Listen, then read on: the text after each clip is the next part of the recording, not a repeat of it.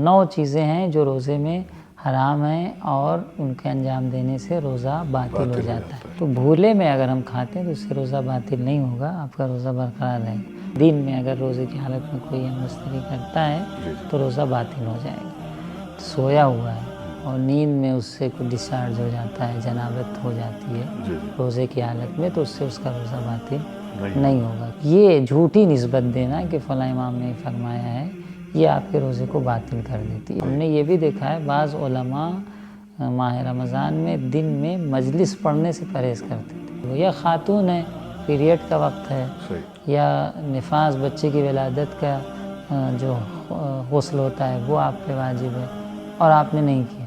تو باطل و مکروہ کا ایک چھوٹا سا ایک فرق بھی بتا دیں کہ مکروہ کیا ہوتا ہے اور باطل کیا ہوتا ہے، تاکہ ہمارے جو ناظرین ہیں ان کو، خاص طور سے جو ہمارے نوجوان بچے اور بچیاں ہیں، ان کو سمجھنے میں آسانی ہو جائے گی۔ مولانا ناخن کاٹنا کیسا ہے، مولانا کنگھی کرنا کیسا ہے، کنگھی کرنا شیمپو کیسا ہے، کیسا مولانا تیل لگانا کیسا ہے، ایسا کچھ بھی نہیں تو ہے۔ ان چیزوں کو فہرست سے آپ کو پتہ چل گیا کہ ان کے علاوہ نہ مکروہ ہے نہ باطل کرنے والے، جو کچھ ہے یہی ہیں۔ بس 9 چیزیں روزے میں حرام اور باطل کرنے والی ہیں، اور 12 چیزیں روزے میں مکروہ ہیں جس کے فہرست بیان کیا۔ اس کے علاوہ کوئی بھی کام روزے میں مکروہ نہیں ہے۔